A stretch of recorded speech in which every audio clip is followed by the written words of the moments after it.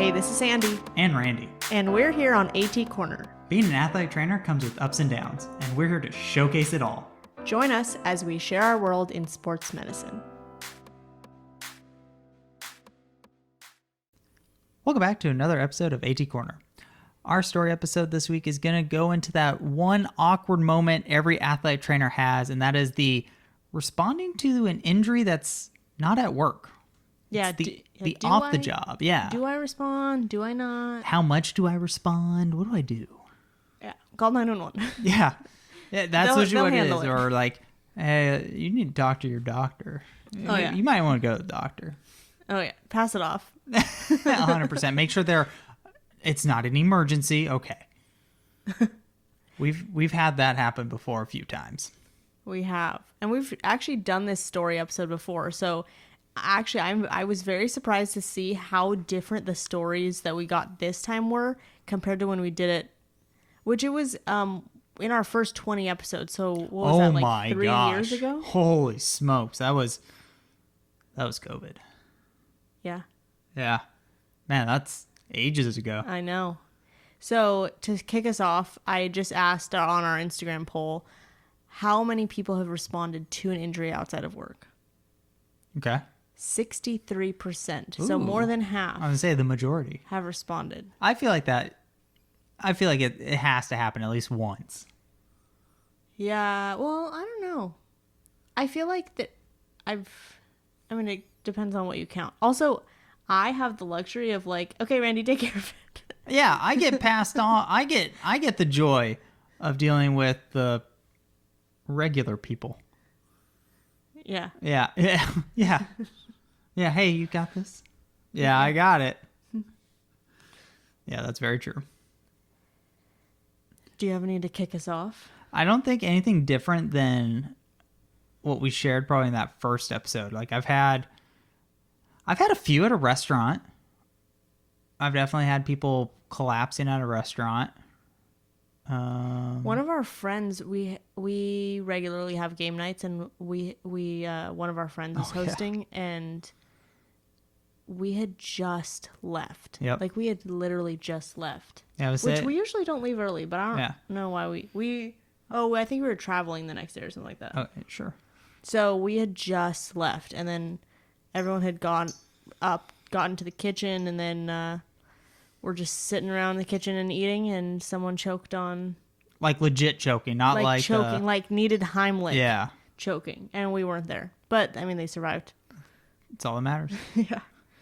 And that's why you need your friends to get CPR certified in first aid. I think the one that stands out the most to me, I don't think when we brought it up, this happened at the time, was when we were climbing, which, by the way, you would think with us climbing that this would happen more often.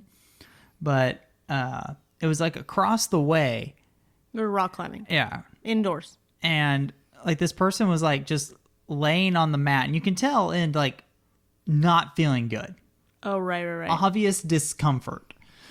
And his buddy, and again, you can't fault someone for not knowing, right? Like not everyone knows what to do in that situation, but his buddy was just staring at him. Like he didn't ask like, are you okay? He's just like, he's like, yeah, man, my back. It was just like, oh, okay.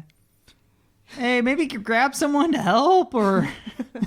Alert the front desk. So, like, and this happened right by the front desk. So you would think, okay, at some point someone can see, hey, this situation's not going okay.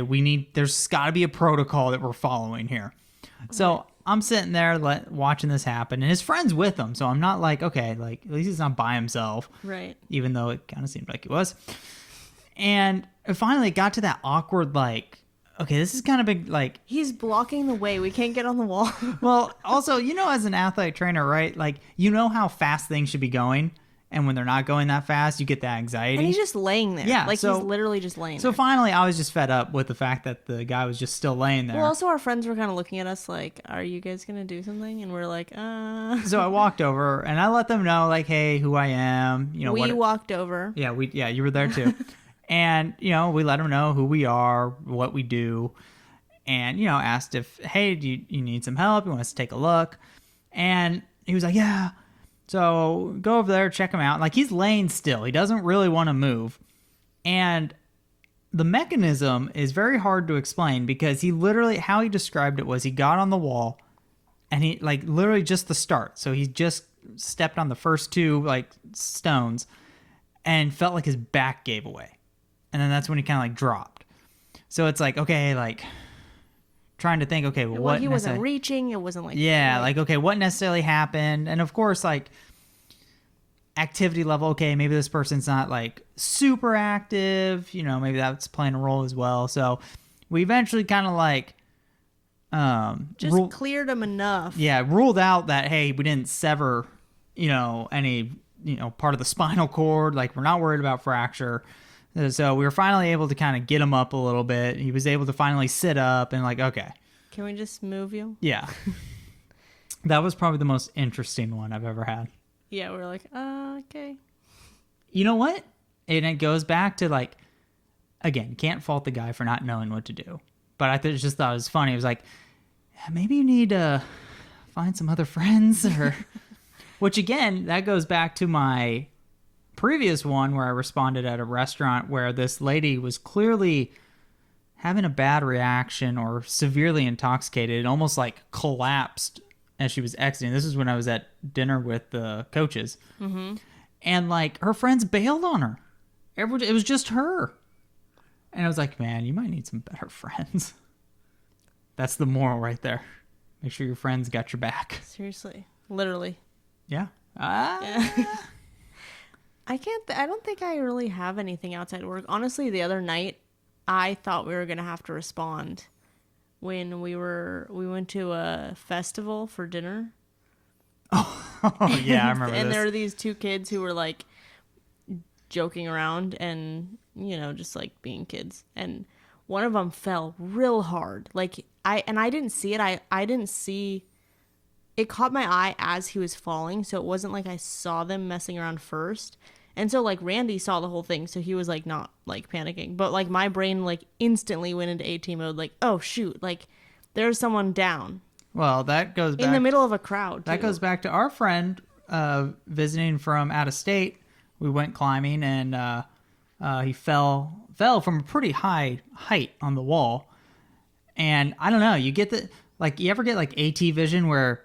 When it's happening, everything slows down and you're watching the movement in slow-mo. At first, I didn't listen to that whole thing because I was trying to figure out who was our friend out of state. But now, do you remember? Yes. Yeah. So I get it. I get the AT eyes. The AT vision. That was a scary fall. And you know what? Everyone else around us gasped. But you're right. We went into the AT mode vision and we're like, oh, that actually wasn't... He, like, landed fine. Yeah, that was the thing. Like, when he landed, it was like, okay, it wasn't that bad. But everyone was like, oh! It's like, well, he didn't... It was unexpected, and on the way down, he was literally parallel with the floor. Yeah. Like, it was not, like, a... And he was, like, it was at the not top a of the wall. planned fall. Like, he Yeah. did not plan, oh, I'm getting off. He literally fell. Yeah. But he fell nicely. Like a cat. Kind of. He did kind of land on his back. He didn't land on his back. He didn't land on his feet. Okay, so first story. All right, we here we go. have from our MVP. Gotta start with the MVP. So Nicolette says, I responded to a random person's syncope at Disney. She was just dehydrated. I did the normal lay down, elevate legs, signal for help, and the Disney people took over from then. I also had to deal with an eyelid laceration. Excuse me? Sibling versus dog. LOL. I had a steri strip, and then she had to go get stitches. They actually had a plastic... and then I asked. Yeah. And she said they actually had a plastic surgeon do it. They said it's so tricky and plastic surgeons have to do it. And the reason why I asked is because this past week when we went to Texas... I was just thinking this. With sports medicine broadcast at the Memorial Hermann Sports Medicine Update. Yes. Wow, that was like a lot to say. It was. There was a lot of info. We learned from Dr. Salapas, who we did facial injuries with. Yes. He told us that if someone gets an eyelid laceration, you have to have an ophthalmologist do it. Yeah. And the reason why is because when they lacerate the eyelid, like either if it's on top of the eyelid, then there are certain muscles that have to contract to like open your eyelid. Yep. And so if you do mess that up, like bad. And then also same thing on the bottom has tear glands that if you don't line those up, you could totally mess up the tear glands. Yep. Isn't that nuts? That's wild. They don't teach you that in school. I don't remember talking about they that. didn't teach us in either of our schools. Yeah, I was going to say, I don't remember hearing that at all. And it was just really, really fitting that Nicolette just sent that in. And I Yeah. was like, no way. Let me ask you, who did it? It's almost like someone was at the conference. I mean, I don't know if she was, but. So then follow-up question. I was like, okay, well, who, like, you don't go in and say like, oh, I need an ophthalmologist. You know what I mean? But I guess when you, like, at the ER, they have an ophthalmologist on call, or they should. Yeah, they should. Especially if it's a larger ER, like that, like the level 1s and stuff like that. So, like, maybe if you lacerate your eyeball or your eyelid, woof, then... Yeah, eyeball would be bad. Then maybe you should go to a bigger hospital. Yeah. Fair. This next one's also from a special VIP. VIP Mara. Mara is one of our podcast partners from formerly known as Precision AT, but now known as Mass General Brigham. This is a great episode to start right here. Like, this is a great way to start it. We have some VIPs, very important podcast VIPs. Very important. That's what you're going with, people. huh? Yeah. VIPs. Yeah. All right. It's like PPEs, but better. All right. Mara said, I was at Earthfest concert about 3 to 4 years after I got certified, and in the middle of Third Eye Blind, great band, the wind caught the banner on one of the big, huge speaker towers and took the entire tower with all the speakers over into the handicap section of the crowd. So I read this, and wild. That's actually way scarier than when I originally read it. Like, that's wild. Like, speakers are not light. No, it's a tower. Right. And the whole tower came down. It's really scary. They were yelling for doctors and calling ambulances, and I quickly jumped over the fence into the VIP section. Oh. And was immediately doing first aid and assessing people for broken bones. It was a little awkward because I worked at a school called Beaver Country Day at the time and was wearing a tight-fitting pink t-shirt that said Beaver across my chest, LOL. I think the people who I was helping may have been very confused about why the young girl with the beaver shirt was doing medical assessments. Hey, it doesn't matter. It doesn't matter. Ambulance and other medical personnel came pretty quickly, and I remember asking them for gloves and gauze to help with wound care.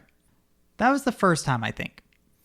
The last time was actually yesterday when I was at my son's baseball game, and it started thundering and lightning.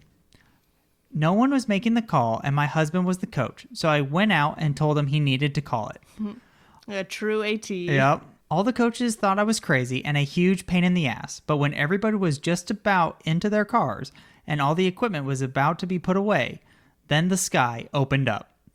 They all changed their tunes and started thanking me. One even emailed my husband to thank me. Wow. I was shocked. Seriously. Yeah, true. Hey, that's awesome, though. That is like the best case scenario of what could have happened. Yes, very I feel true. like sometimes youth parents, actually all the time youth parents are just snobby. You never know what you're going to get. Yeah. They got to play the game, Randy. You know, play the game. The crazy thing about lightning is I feel like, so I've been lucky enough to have a lot of international athletes, and I don't know what's different between here and like outside the US, but when I stopped games for lightning, all of them were like, oh yeah, back here we would have just kept going. You know, lightning only touches down in America. Well, that's the best part. They were like, yeah, lightning hit like the lights and we just kept going. Oh I'm like, excuse me? This doesn't sound right. Where were you? That's terrifying.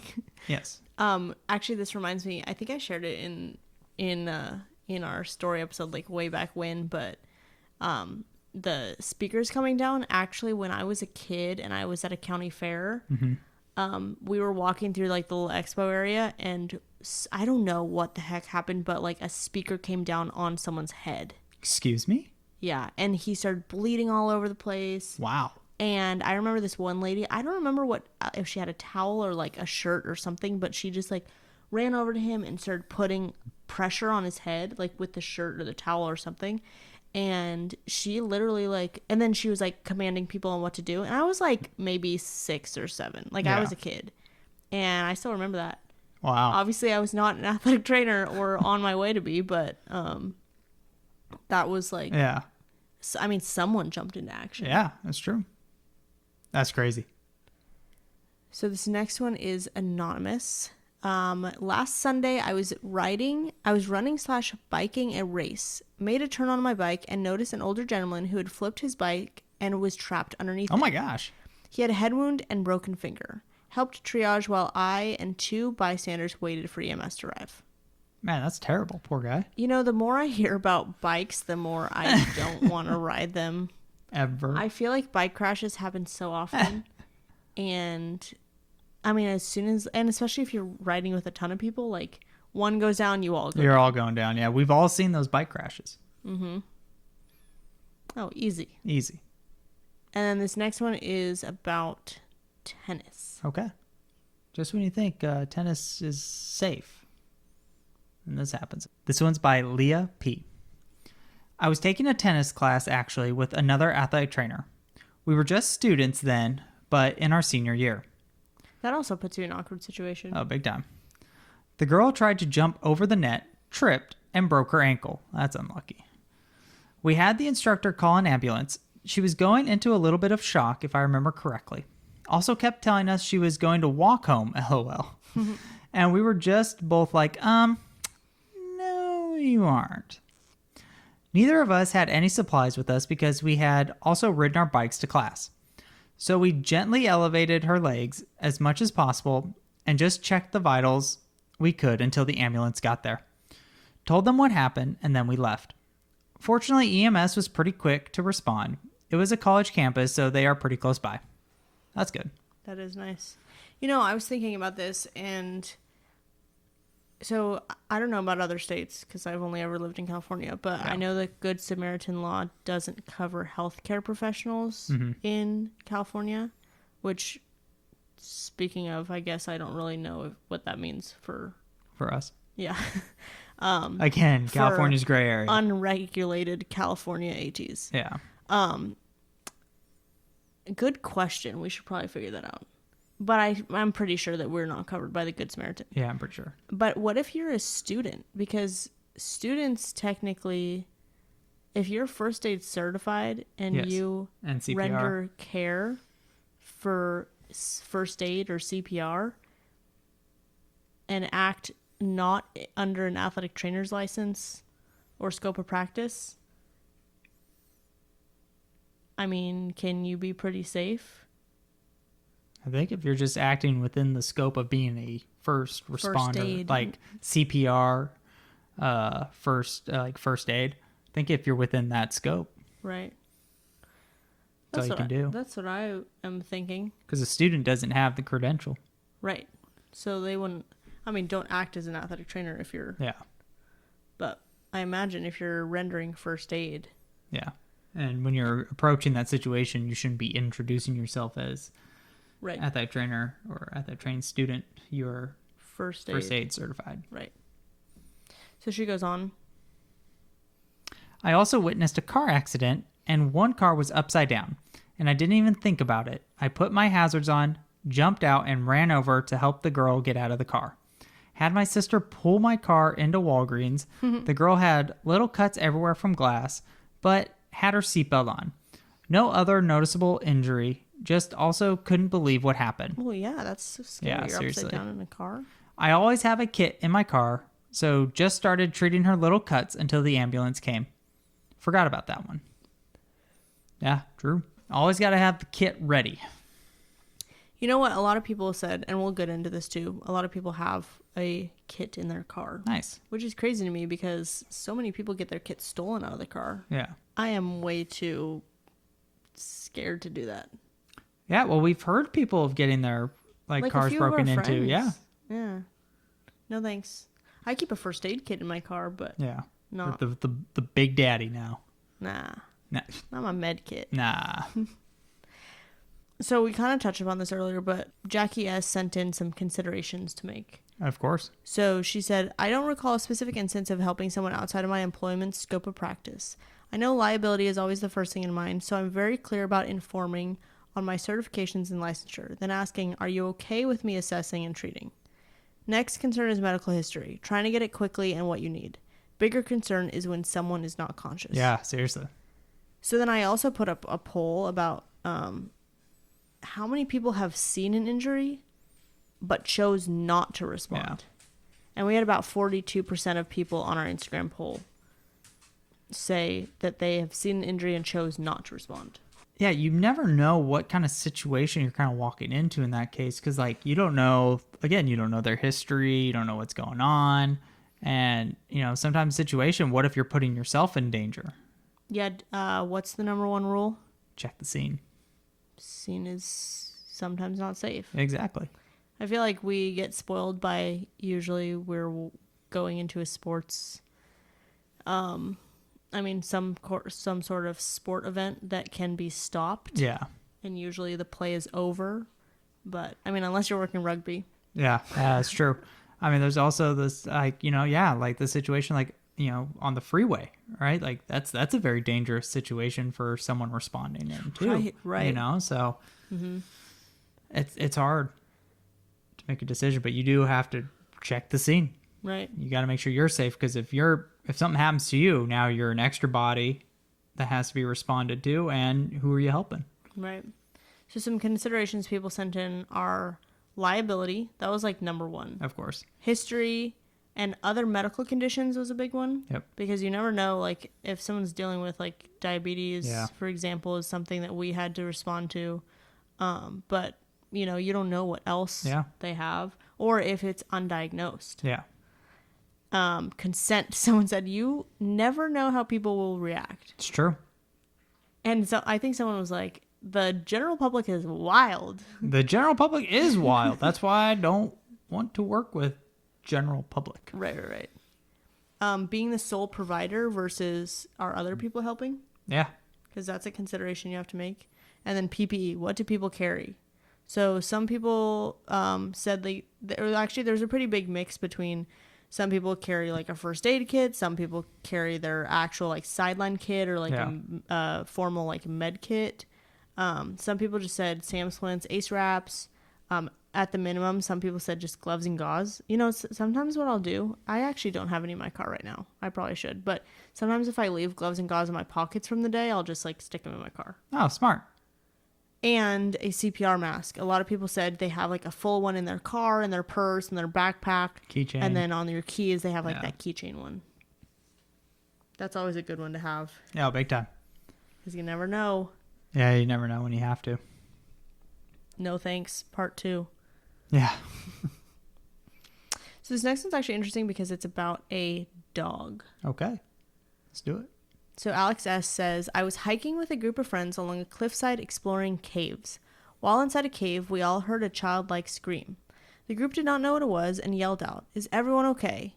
We heard the scream again and ran out of the cave. That's when we all saw a family dog falling down about 100-foot drop right in front of us, onto jagged rocks. No. We were about 2 miles out of the nearest parking lot. We managed to splint the dog, definitely at least a fractured leg and multiple ribs, and carry it out to the family's car. It took about 4 hours and multiple stops to switch out carrying the dog, and it was not a light dog. Oh, of course not. I have not heard if the dog made it, but I will remember that experience. The toughest part was working to calm the family down, especially 2 children while the dog was yelling in pain. That dog was a trooper. I know this story is really sad. It really is sad. We ended up using large sticks in someone's sweatshirt. Basically made a spine board with the sticks and sweatshirt and wrapped the dog with the sweatshirt. Ooh, smart. Mm-hmm. The trail was very rocky and dangerous to begin with. You have to scramble down about 50 feet along the side of the cliff. Way too dangerous for the dog, even if it was trained, which I doubt it. The group I was with included myself, a recently certified AT, a student PT on his last year of the program, and a student PA on his last year as well. Also trained in wilderness survival. Oh, nice. We were definitely prepared for a person. Yeah. Yeah, seriously. I always wonder about this on hikes because just like weekend warriors on hikes, you never know who's out there. And like nature's for everybody, but you also have to take the proper considerations when you are picking a hike to go on. And respect your limits. Exactly what I'm trying to say. Yep. My first preceptor has a really, really cool story that I didn't share again, but we have it in our first episode. Not our first episode, our first off the job injuries episode. Yep. about where she was hiking and if I remember the story correctly, her and her husband came upon two hikers and one of them had broken their ankle. Mm-hmm. And so she had helped Splint with like some sticks and like some other stuff. And then they end up getting him like helicoptered out. Yeah. And then he had like kept the splints, kept the sticks and everything that she made like the splint with. And then he was like some sort of artist. So like he made this like really cool art piece. That's pretty cool. And he made two of them, one for him and one for her. Yeah. And it's hanging in their house next to there's a little newspaper article. Oh, that's cool. It's pretty cool. Yeah. The poor dog. I know. That But makes hey, me sad. they had quite the group that was Yeah. responding. I mean, broken bones are also like, that's Yeah. fixable. Yep. Poor dog. Poor thing. That was probably so traumatic. I know, the poor kids too. Oh my goodness, I know. You know, also I think about this too because like it took about 4 hours and multiple stops to switch carrying out the dog. Like usually if something's gonna happen, it's not like the first half mile. Nope, it's in there. Right? You're in there. Right. Like when we were in Virginia, we did a 9-mile hike, and the last 5 miles, I think, were all the big rock scramble. Yep. And like that's the tough part. Yeah, that is the tough part. So, and then you have to go back. Yep. No thanks. Yeah, no. That's always something that I'm like, oh man, I carry a first aid kit at the bottom of my backpack, and then a Sam Splint, and some meds, but I think they're outdated now. Yeah, probably. I should probably check them. We should probably update those. The last two are actually CPR stories. Oh, okay. Which last time, if I remember correctly, I don't think we got a single CPR story. Oh, okay. Interesting. I mean, maybe I'm remembering incorrectly, but... I mean, it was 3 years ago. It's Right. I didn't go back and listen to it. That was an OG one. OG. The audio was much worse then. Yeah, audio and the video was a little different. I was talking to someone about that the other day, and I was like, they're starting from the beginning of our podcast, and I was like, that is great. Thank you. I appreciate that. But, it does get better. Don't worry. Yeah, it gets better. Okay. And the sound effects keep being gold. Yes. Do you want to read this? Yes. This one's by Anonymous. CPR on a heart attack patient at a mall. The paramedics took about 14 minutes, so make sure you're in shape if you're expected to do CPR on anyone. I think about this all the time. Yeah, that's true. Like they teach you like the 2-minute cycle, but you're going to be Which, by the way, feels forever. You're going to be doing a lot more than a 2-minute cycle. And granted, like adrenaline, but... Yeah. And the police always show up to events like that, most of the time first. I have my written statement at my request, and I kept a copy. I'm 3 for 3 on CPR, and it terrifies me to think of the general survival statistics. It makes me nervous to think that my next person statistically may not make it. It's crazy that 3 for 3 is like, that's statistically insane. Yeah, that's amazing, but man, to have to do CPR 3 times, that's tough. Yeah, I can't imagine. I'm hoping I never have to do it once in my career. Seriously. Then, come to find out, the guy I did CPR on at the mall was the dad of someone who I was paired with me through JTRF. I have type 1 diabetes and mentor some younger kids and help parents out with general advice, who I met earlier that day with the T1D kid/mom. Crazy stuff. Yeah, so JDRF is like a type 1 diabetes foundation. Oh, that's cool. Yeah. They did, actually for athletic training, we did a JDRF walk. Like during my time in Athletic Training Student Society. Yeah, nice. Yeah. Did you do that one with me? We did it a couple years. Oh, yeah. Was that the one at Angel Stadium? Yep. Yeah, it was pretty dope because I was walking on the infield. Oh, yeah. And I have a great video of me doing a catch at the wall. Great. This memories. You know, I was thinking at like, speaking of like walks, like 5Ks and like mud races. Yeah. I mean, they always have like first aid there, but there's like one first aid tent. Yeah. for all of And that. usually there's like one person Yeah. For all of hanging that. out. Yeah. That's wild. Oh, yeah. I remember they had some games where I went to school at, and they hired one of our ATs to help cover. And, you know, they would want some of the students to help, so I helped. And again, this is like a general public event that, like, it's like a club or an organization that, okay, they had this big kind of event. They had some games involved. It was shocking how many people thought we just had inhalers. Like, do you have an inhaler? Wow. I was like, No. no. And it's not like for someone who has like necessarily asthma. Right. It's just there was a lot of dust kicked up and people were having issues.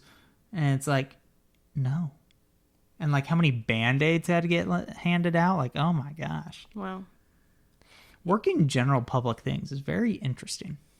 You know, I think about this sometimes with, you know, like the human body. It's like really nice to know about, like, we know a lot about the body and injuries and stuff. And so some of it seems like a little common sense to us. Yeah, that's the tough part. But also it's like, this is something that you are like, you live in your body. Like, it's something that's important to know. Whereas like same thing with like cars, like a lot of people don't know anything about their cars. Like they don't know their radiator from like their transmission. There you go. Something else in a car. Something car. You know what I mean? So like, yeah, I guess it's like, I'm sure mechanics are like, oh, this should be common sense because people have cars. Yeah, come on, guy. God. Whereas like if something happens like when we're around, we'll be like, oh, that's like not that big of a deal. Or like one of our friends was like freaking out that they had to go to ER for a dog bite, but that was a great story. But it wasn't a dog bite that was ER worthy. It was more like a nip that didn't draw blood. Yeah. And yeah. And so like things like that, it's like for us it seems like common sense, but for someone else it's who like doesn't so know, scary. Who's not expected to know. No, not at all. Yeah. I mean, that's like really scary. Yeah. And I think about that with, like, for example, like when I was teaching dance, one of the classes had someone dislocate something and they had called 911. Nice. I don't remember what it was because it was a long time ago. Yeah. But I remember thinking like, oh, they didn't need to call 911 for that. Yeah. And I wasn't there. Yeah, but, you know, like you said, you know, to the average person who doesn't have that kind of training, bones not in the right place, that looks scary. I mean, because they have no one there who understands that, then 911 is the best. Yeah. But you know, you just think like if you have someone there, then you don't have to you don't have to do that call. No, and probably people would be a lot less stressed out. Yeah. Oh yeah, be a lot less stressed.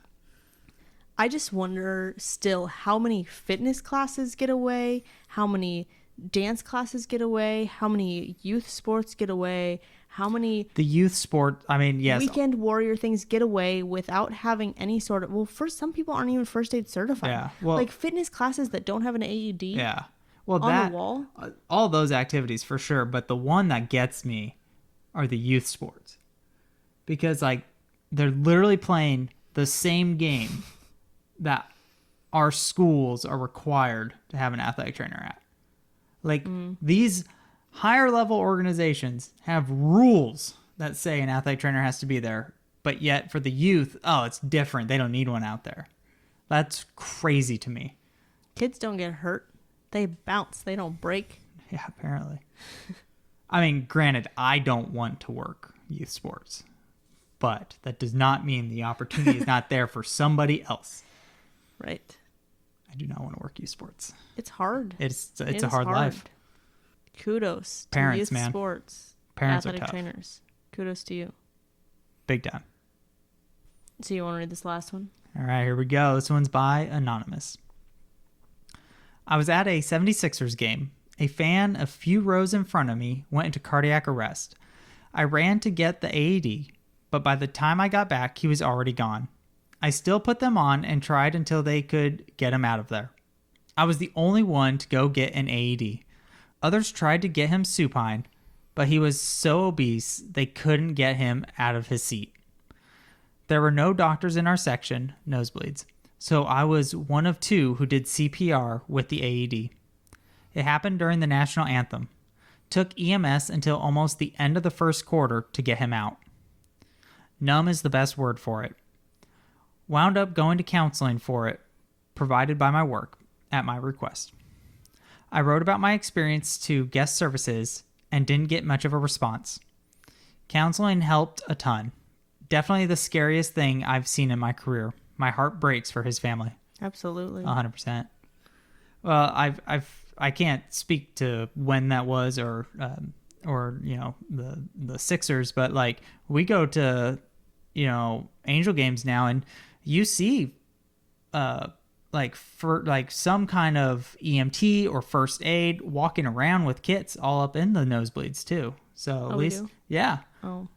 You haven't seen them? I've seen them stationed. I didn't know they walk around. Oh yeah, I've seen they have their backpack and they're walking around. Oh, that's cool. So that's kind of cool that like some places are kind of taking the more proactive That's good approach. Dude, to responding to the nosebleeds, we always sit in the nosebleeds, like right Great behind seats. home plate, like all the way at the top. If you want to find us. Yeah, we'll be there. Don't worry. So you could see everything. Yeah, it's a great spot. Great spot. So and it's cheap. You can go to a lot of games. Yep. See, it's great. So anyway, I always, when we're walking up, I'm barely making it up these stairs. Like as far, like they're tall. Yeah. If I barely like get my foot over, or if I don't get my foot over, like I'm going to trip and skin my knee or my face. Yeah. I don't know how like people get up those stairs regularly. Yeah. Yeah.